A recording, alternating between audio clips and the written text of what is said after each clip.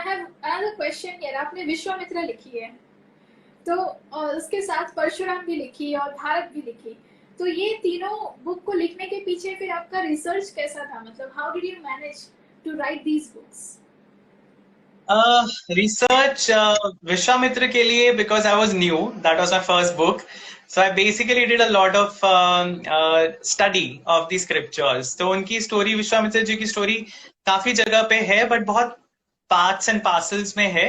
But Ramayan में पूरा उनका जो लाइफ का वृतांत है वो पूरा एक ही जगह पे दिया गया है.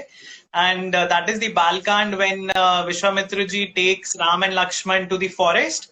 और वहां वो राक्षसों को मारते हैं, फिर अहल्या को शाप मुक्त करते हैं, और उसके बाद वो मिथिला जब पहुंचते हैं तो वहां पे उनकी स्टोरी नरेट की जाती है.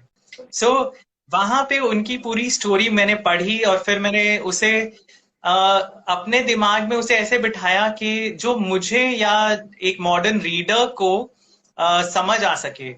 And that was the purpose. That was the whole reason of of writing the books. Because उसके पहले I used to write a blog, which is called Decode Hindu Mythology, and that analyzes the legends or stories from a science perspective. तो वो blog जो था वो पूरा का पूरा science और religion के बारे में ही था. And I had a lot of thoughts in my mind when I was reading. So when I was researching and even before the book. So I think I started it in 2011, so it's been 10 years now. और वो जो blog था, it became quite popular, and that is how I was approached by the publishers to do a book. And जब book मुझे करने के लिए उन्होंने बोला, तो I did not want to pick up the characters जो बहुत well known हैं, because there were books in the market जो तभी आई थी, about Shiva, there were books about Rama, there were books about Krishna, और काफी सारे बुक्स हैं जो इन्हीं दो एपिक्स में से अलग अलग कैरेक्टर्स के पर्सपेक्टिव्स बताती हैं, बट मोर और less they are revolving around these two epics only. बहुत कम आपको बुक्स मिलेंगी जो हिंदुइज्म में या हिंदू लिटरेचर में किसी नए कैरेक्टर के ऊपर हो जो इन दोनों एपिक्स में मेजर पार्ट नहीं होल्ड करता है. So I didn't want to pick up a completely new character. मैं चाहता था कि कोई ऐसा नाम हो जिसको लोग पहचानते हो, पर जिनकी स्टोरी लोगों को पता नहीं हो.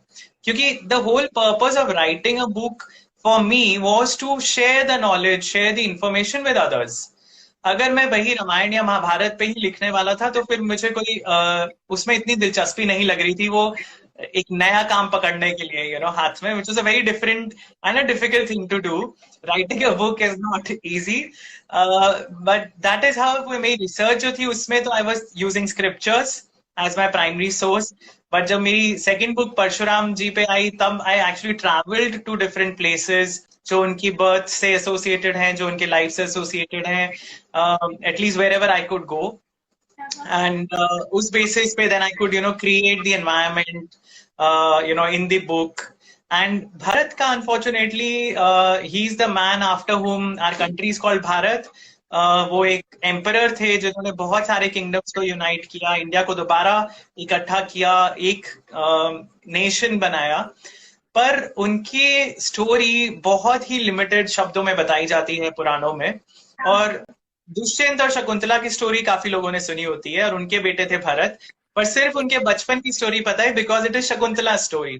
पर वो बड़े कैसे हुए, किसने उन्हें सिखाया, क्या क्या उन्होंने, उनके आसपास कौन लोग थे, क्या टाइम था वो, क्या कौन से किंगडम्स थे इंडिया में उस time, the whole political scenario had to be recreated. So वो मैंने based on my previous 2 books. And of course क्योंकि भरत जो है ही इज शकुंतला सन, तो वो विश्वामित्र के ग्रैंडसन हुए. So in a way they are all related, all the 3 books are related. And so research happened through scriptures again. And Bharat से related बहुत ज़्यादा historical spots नहीं है इंडिया में, unfortunately. So there was no way to do that as I did for Parshuram. But scriptures, I think mostly, and it needs a lot of effort to find the right stories. और उसको आपको present कैसे करना है, that utilizes your creative juices, because काफी लोग जो पुरानी कहानियां हैं उनसे अभी आइडेंटिफाई नहीं करते, क्योंकि वो एक अलग तरीके से बताई जाती हैं। तो आपको वो पुरानी स्टोरी को उसका उसकी सैंक्टिटी रखते हुए उसको आपको एक नई ऑडियंस के लिए अगर तैयार करना है उस स्टोरी को, तो you have to do it in a different way. So I think that was kind of perfect for me.